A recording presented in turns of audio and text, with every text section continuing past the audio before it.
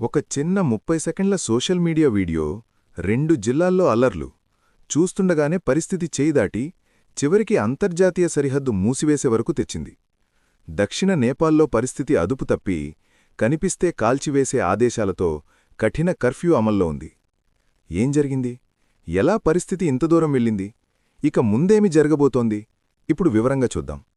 ఆదివారం రోజు నేపాల్లోని ధనుషా జిల్లాకు చెందిన 2 వ్యక్తులు హైదర్ అన్సారీ, అమానత్ అన్సారీ హిందూ దేవతలను అవమానిస్తూ ఒక కాంట్రవర్సీ టిక్టాక్ వీడియోను సోషల్ మీడియాలో పోస్ట్ చేశారు.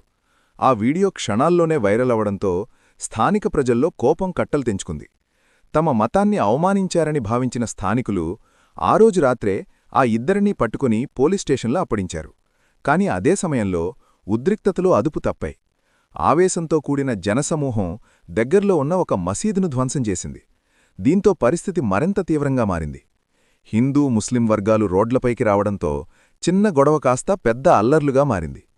పరిస్థితిని అదుపులోకి తెచ్చేందుకు పోలీసులు వెంటనే కర్ఫ్యూ విధించారు. అయితే మంగళవారం కూడా ఉద్రిక్తతలు కొనసాగడంతో కర్ఫ్యూని మరింత పొడిగించారు. ఈ క్రమంలో పోలీసులపై రాళ్ల దాడులు జరిగాయి. టైర్లు తగలబెట్టారు. ఒక పోలీస్ స్టేషన్ను కూడా ధ్వంసం చేశారు. పరిస్థితి చేజారిపోకుండా ఉండేందుకు కనిపిస్తే కాల్చివేత ఆదేశాలు కూడా జారీ అయ్యాయి. ఇదే సమయంలో భద్రతా కారణాల దృష్ట్యా భారత్ తన సరిహద్దును మూసివేసింది. బార్డర్ వద్ద ఎస్ఎస్బీ బలగాల్ని డిప్లాయ్ చేసి డాగ్ స్క్వాడ్ను కూడా మోహించారు. నేపాల్లో పనిచేస్తున్న భారతీయ కార్మికులు ఈ పరిస్థితిని ప్రమాదకరంగా భావించి భారత్ వైపు తిరిగి వస్తున్నారు. ప్రస్తుతం పరిస్థితి కొంతవరకు అదుపులో ఉన్నప్పటికీ ఇంకా చాలా సున్నితంగానే ఉందని అధికారులు చెబుతున్నారు.